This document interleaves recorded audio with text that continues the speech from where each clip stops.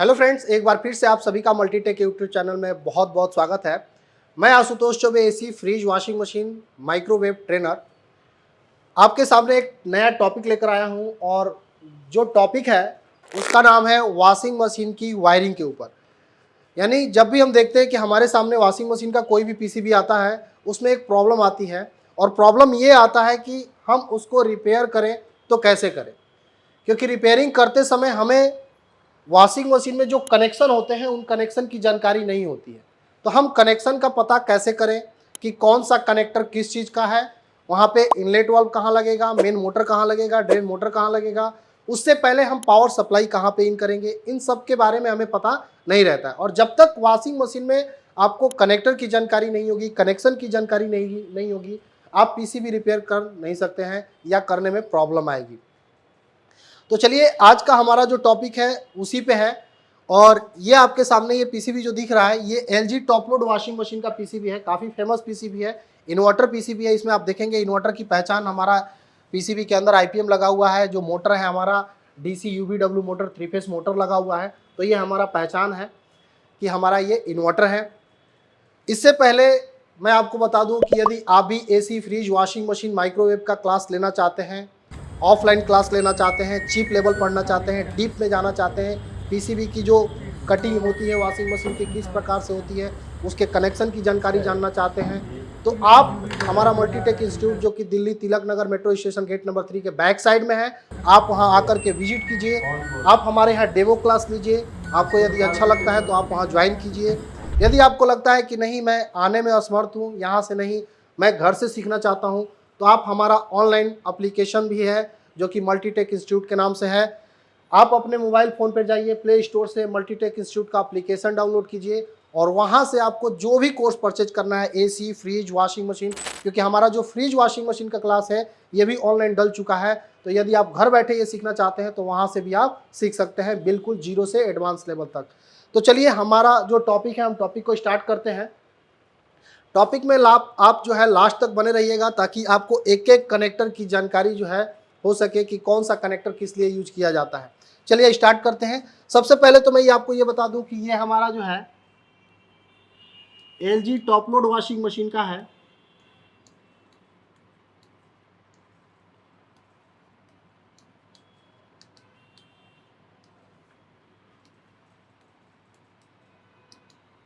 LG top load washing machine है और ये हमारा फुल्ली ऑटोमेटिक है इन्वर्टर।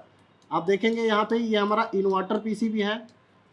तो सबसे पहले मैं आपको बता दूं कि जो हमारा वॉशिंग मशीन होता है, इसमें जो वॉशिंग मशीन आता है ये inverter, non inverter, top load, front load, सभी प्रकार की हमारी वॉशिंग मशीन आती है और ये फुल्ली ऑटोमेटिक होती हैं। इसके अंदर जो हमारे डिवाइस लगे होते हैं, ये जैसे कि अगर हम बात करें तो मेन मोटर हमारा एसी भी आता है, डीसी भी आता है। मेन मोटर के बाद हमारा ड्रेन मोटर होता है। ड्रेन मोटर भी हमारा एसी और डीसी दोनों आते हैं। इनलेट वाल्व होता है, इनलेट वाल्व भी हमारा एसी और डीसी दोनों पे चलने वाले आते हैं। प्रेशर सेंसर हमारा होता है। तो ये सारी चीज़ें हमारी लगी होती है वॉशिंग मशीन में। फिलहाल अगर हम इस पीसीबी की बात करें तो ये हमारी मेन पीसीबी होती है, इसे हम मेन कार्ड कह सकते हैं। और इसको चलाने के लिए ये हमारा डिस्प्ले कार्ड होता है जिससे हम कमांड देने का काम करते हैं। तो ये हमारा डिस्प्ले पीसीबी हो गया। इसके साथ अगर आप देखेंगे, अगर पीसीबी आप देखे होंगे तो इसमें एक छोटा सा और पीसीबी यूज होता है और वो होता है हमारा नॉइज फिल्टर सेक्शन का। उसके अंदर आप देखे होंगे छोटा सा कंपार्ट एक बॉक्स टाइप का होता है और उसके अंदर नॉइज फिल्टर सेक्शन के कुछ कंपोनेंट्स लगे होते हैं, जैसे कि एक हो गया हमारा fuse, non MOV, non polarized capacitor, line filter coil, ये यूज किए जाते हैं। वहां से यानी उस पीसीबी में जब आप लाइन और न्यूट्रल की सप्लाई इन करते हैं तो वहां से लाइन और न्यूट्रल की सप्लाई आपकी आउट होती है और इस पीसीबी में यहाँ पर ये इन होती है। यहाँ पर आप देखेंगे कि ये रेड पिन का ये कनेक्टर आपको यहाँ से इन सप्लाई, लाइन और न्यूट्रल की सप्लाई इन होगी। यानी अगर हम बात करें इस लाइन की तो यहाँ से ये लाइन आएगा और न्यूट्रल की अगर बात करें तो यहाँ से हमारा न्यूट्रल यहाँ पे इन हो जाएगा। यानी ये जो रेड कलर का आपको कनेक्टर दिख रहा है यहाँ पे 2 पिन का है, तो 3 पिन का आप बीच का कनेक्टर हमारा एनसी होता है, 2 पिन हमारी इन होती है जिसमें एक लाइन और न्यूट्रल की सप्लाई इन की जाती है। यहाँ से जब आप पीसीबी में पावर सप्लाई देते हैं तो यहाँ से आप देखेंगे कि ठीक इसके जस्ट बगल में यहाँ पर एक डायोड लगा होगा। यह हमारा ब्रिज डायोड होता है और ब्रिज डायोड से जब यहाँ से एसी सप्लाई इन करते हैं तो नॉइज फिल्टर सेक्शन जो हमारा पहले लगा हुआ है उससे फिल्टर प्रोटेक्शन होते हुए यहाँ पर आ जाता है और इससे इस डायोड के माध्यम से ये डीसी होता है और ये मेन फिल्टर कैपेसिटर उसको फिल्टर करके सप्लाई को आगे हमारा पास कर देता है। तो ये हमारा यहाँ से सप्लाई आउट हो जाती है। अगर बात करें यहाँ पर तो आप देखेंगे कि यहाँ पर एक रिले और लगा हुआ है। इस टाइप की जो पीसीबी है, ये एलजी जो टॉप लोड है, इस टाइप की अलग अलग टाइप की पीसीबी आती है। यानी यहाँ पर आप देखेंगे तो एक रिले लगा हुआ है, इसी टाइप का थोड़ा सा डिफरेंट पीसीबी आता है, जिसमें आप देखेंगे कि इस रिले के बाद यहाँ पर 2 रिले और लगे मिलेंगे आपको। तो उस रिले का क्या काम होता है, वो कनेक्टर का क्या काम होता है, हम आगे बात करेंगे। फिलहाल हम इसकी बात कर रहे हैं। तो यहाँ पर जैसे ही सप्लाई आपकी इन होती है, यहाँ से पीसीबी में चली जाती है और ये हमारा पावर सप्लाई यहाँ से ऑन हो जाता है। लेकिन पावर सप्लाई को ऑन करने के लिए यहाँ पर आप देखेंगे कि यहाँ पे एक छोटा सा आईसी लगा हुआ है, और ये आईसी हमारा होता है स्विचर आईसी या फिर पावर आईसी हम कह सकते हैं। तो ये आईसी क्या करती है, ये एसएम ट्रांसफार्मर को स्विचिंग करा करके ऑन कराती है। लेकिन ठीक बगल में जो ये हमारा रिले जो अभी मैं बात कर रहा था, रिले के बगल में आप देखिए यहाँ पर ये दिखेगा तो आप देख सकते हैं यहाँ पर ऑप्टो कपलर लगा हुआ है, और ये ऑप्टो कपलर लगा हुआ है इस पीसीबी की जो यहाँ से हम एसी सप्लाई इन कर रहे हैं उसकी जीरो क्रॉसिंग की जानकारी माइक्रो कंट्रोलर को देने के लिए। यहाँ से ये हमारा ये ऑप्टो कपलर लगा हुआ है, और इस ऑप्टो कपलर का काम क्या होता है कि जब ये रिले ऑन होगा, ध्यान रहे कि जब ये रिले ऑन होगा तब जीरो क्रॉसिंग की जानकारी माइक्रो कंट्रोलर आईसी को मिलेगी। यानी रिले को ऑन करने के लिए सबसे पहले हमें पावर सप्लाई को ऑन होना पड़ेगा या ऑन करना पड़ेगा। जब पावर सप्लाई ऑन होगी तब ये रिले ऑन होगा, और रिले जैसे ऑन होगा तो यहाँ से जीरो क्रॉसिंग की जानकारी इस माइक्रो कंट्रोलर को मिल जाएगा। यहाँ से आप देखेंगे कि जैसे हम आगे बढ़ते हैं, ये हमारा एसएमपीएस है, एसएमपीएस पावर सप्लाई है। लेकिन इस एसएमपीएस पावर सप्लाई से सप्लाई तब तक नहीं बनेगी जब तक यहाँ पर आप देखेंगे कि यहाँ से एसएमपीएस पावर सप्लाई से आगे यहाँ पर आपको एक 6 पिन की आईसी मिलेगी।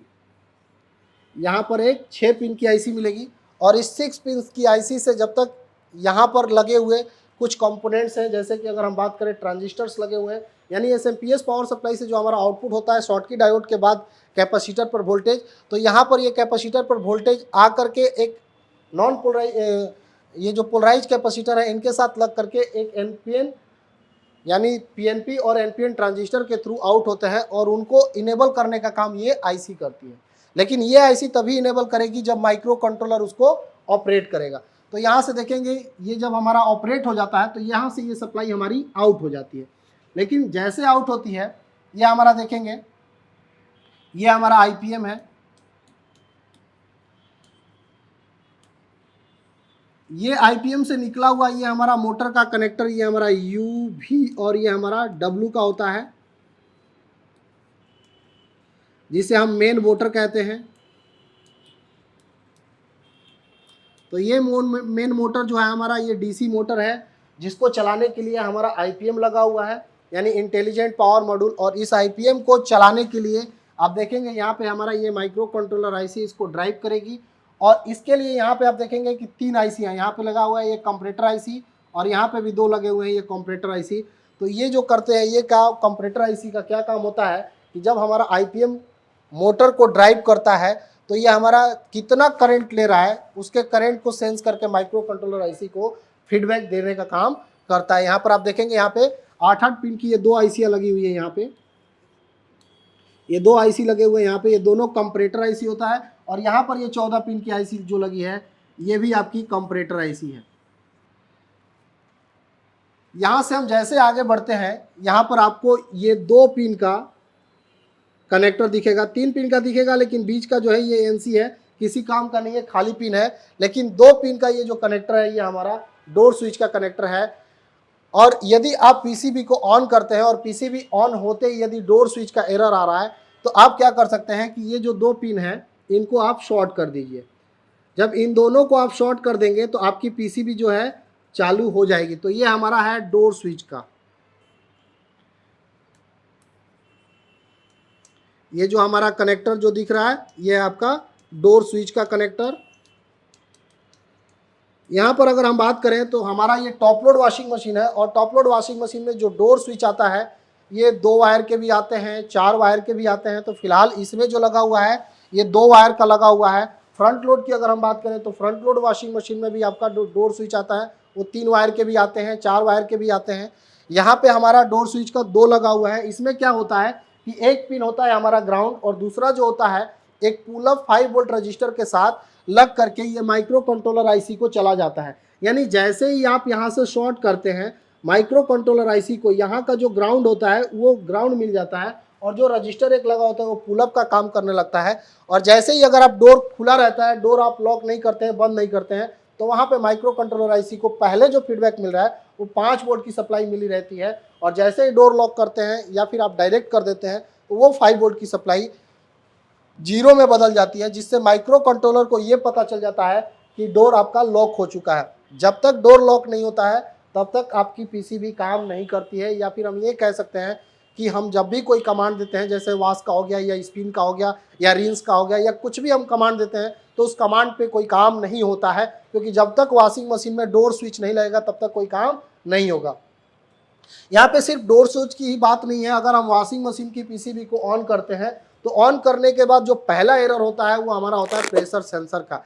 यानी अब प्रेशर सेंसर इसमें कहाँ लगेगा, प्रेशर सेंसर क्या होता है? तो प्रेशर सेंसर का काम क्या होता है कि जब भी वॉशिंग मशीन में जो पानी आप डालते हैं तो ड्रम के अंदर जो पानी आता है उसका लेवल कितना होना चाहिए, लो होना चाहिए, मीडियम होना चाहिए, हाई होना चाहिए, या फिर कपड़े के अकॉर्डिंग जो भी होना चाहिए हमारा वाटर लेवल वो कितना होना चाहिए, उसी की जानकारी माइक्रो कंट्रोलर को देता है ये हमारा प्रेशर सेंसर। तो प्रेशर सेंसर इसमें कहाँ लगता है? तो यहाँ पे आप ध्यान दीजिएगा, यहाँ पे एक कनेक्टर लगा हुआ है, ये कनेक्टर है। और इसमें अगर हम पिनों की बात करें तो यहाँ पर 1 2 3 4 5 6 7 8 9, यहाँ पे 9 पिन का ये कनेक्टर है। और इस कनेक्टर में हमारे जो लगते हैं जैसे कि इनलेट वाल्व, अगर हम इस कनेक्टर की बात करें तो इस कनेक्टर में हमारा इनलेट वाल्व, ड्रेन मोटर और प्रेशर सेंसर यूज किए जाते हैं, यानी लगाए जाते हैं। अब बात यह है कि इसमें कहाँ पे इनलेट वाल्व लगता है, कहाँ पे ड्रेन मोटर लगता है और कहाँ पे प्रेशर सेंसर लगता है। यहाँ पर देखें, अगर हम इस मशीन की बात करें तो यह हमारा LG top load inverter washing machine है और इसमें हमारा ड्रेन मोटर AC भी आता है और DC भी आता है, इनलेट वाल्व भी AC आता है, DC आता है, प्रेशर सेंसर हमारा DC पे ही चलता है। यहाँ पे अगर बात करें इस PCB में तो हमारा इनलेट वाल्व और ड्रेन मोटर दोनों DC पे चल रहे हैं और दोनों को चलाने का काम जो कर रहा है, यहाँ पर आप देखेंगे यहाँ पे साइड में लगे हुए 3 ट्रांजिस्टर, यहाँ पे 3 ट्रांजिस्टर लगे हुए हैं और तीनों ट्रांजिस्टर्स मिल करके, यानी ये तीनों ट्रांजिस्टर कौन से होंगे? PNP ट्रांजिस्टर होंगे। और ये PNP ट्रांजिस्टर मिल करके ये चलाते हैं हमारे ड्रेन मोटर और इनलेट वाल्व को। लेकिन इन PNP ट्रांजिस्टर को इनेबल कौन कर रहा है? तो इसी के ठीक बगल में यहाँ पर आप देखेंगे, यहाँ पर बाईपोलर लीनियर आईसी लगी है ULN 2003। यहाँ पर आप देखेंगे ये ULN 2003 आईसी लगी है और ये आईसी इन PNP ट्रांजिस्टर को इनेबल करिए। ये हमारा कौन सा ट्रांजिस्टर है? PNP ट्रांजिस्टर है। इस PNP ट्रांजिस्टर को जब इनेबल करेगी ULN 2003, और ULN 2003 को जो ऑपरेट कर रहा है वो लगा हुआ है यहाँ पे हमारा माइक्रो कंट्रोलर आईसी। ये हमारा माइक्रो कंट्रोलर आईसी जो कि MCU है, ये इन बाईपोलर लीनियर आईसी ULN 2003 को ऑपरेट कर रही है। और ULN 2003 जो है ये PNP ट्रांजिस्टर को ऑपरेट कर रहा है और ये ट्रांजिस्टर जो है इनको ऑपरेट कर रहे हैं 12 वोल्ट की सप्लाई को देकर। यानी जो ड्रेन मोटर की सप्लाई यहाँ पे चलती है, जो ड्रेन मोटर हमारा चलता है वो 12 वोल्ट से चलता है, इनलेट वाल्व भी जो चलता है वो हमारा 12 वोल्ट से चलता है। तो यहाँ पर सबसे पहले हम बात करेंगे कि कौन सा कनेक्टर, मतलब ये कनेक्टर है लेकिन कौन सा पिन किसका है। तो यहाँ पर आप देखिए कि जब इससे हम इधर से काउंट करें, ये हमारी एक आईसी लगी होती है, ये आईसी हमारी होती है नॉट गेट आईसी। ये आईसी हमारी 14 पिन की आईसी होती है, नॉट गेट आईसी होती है। इसका जो नंबर होता है CD4069 होता है। यानी अगर हम बात करें यहाँ पर इस आईसी के बारे में, इस आईसी के बारे में अगर हम बात करें, ये वाली जो आईसी है ये आईसी है नॉट गेट आईसी। और नॉट गेट आईसी का जो ये नंबर है ये है CD4069। ये आईसी है CD4069। ये चलाती है आपके प्रेशर सेंसर को। यानी हमारे वॉशिंग मशीन में जो प्रेशर सेंसर होता है, इस प्रेशर सेंसर को ये आईसी चलाती है। और प्रेशर सेंसर की जो पिन होती है वो होता है 3। यानी अगर हम बात करें तो प्रेशर सेंसर में जो 3 वायर होते हैं, साइड साइड के दोनों इनपुट आउटपुट और बीच का हमारा जो है ग्राउंड होता है। अब यहाँ पर अगर बात करें तो यहाँ से एक होता है ये हमारा प्रेशर सेंसर का और दूसरा भी हमारा होता है प्रेशर सेंसर का। तीसरा पिन प्रेशर सेंसर का ग्राउंड का काम आता है। यहाँ पर आप देखेंगे ये तीनों हमारे होते हैं प्रेशर सेंसर के लिए। ये हमारा तीनों जो है प्रेशर सेंसर का काम करता है, यानी प्रेशर सेंसर पे कनेक्शन किए जाते हैं। यानी जो हम अगर 9 पिन के कनेक्टर की बात करें तो 9 पिन में, यानी 9 पिन में ये 3 पिन हमारे आ जाते हैं प्रेशर सेंसर के लिए। लेकिन इसके बाद का जो हमारा एक वायर है यहाँ पर, ये भी देखेंगे कि हमारा ग्राउंड है। ये भी क्या है हमारा, ये भी ग्राउंड है हमारा। इसके बाद हमारा देखेंगे कि ये जो 2 पिने हैं ये होते हैं ड्रेन मोटर के। यानी अगर बात करें तो इसके बाद हमारा एक एनसी होता है और एक होता है हमारा ड्रेन मोटर का। तो यहाँ से हम ड्रेन मोटर के लगा देते हैं। यहाँ से आप देखेंगे ये हमारा होता है ड्रेन मोटर का।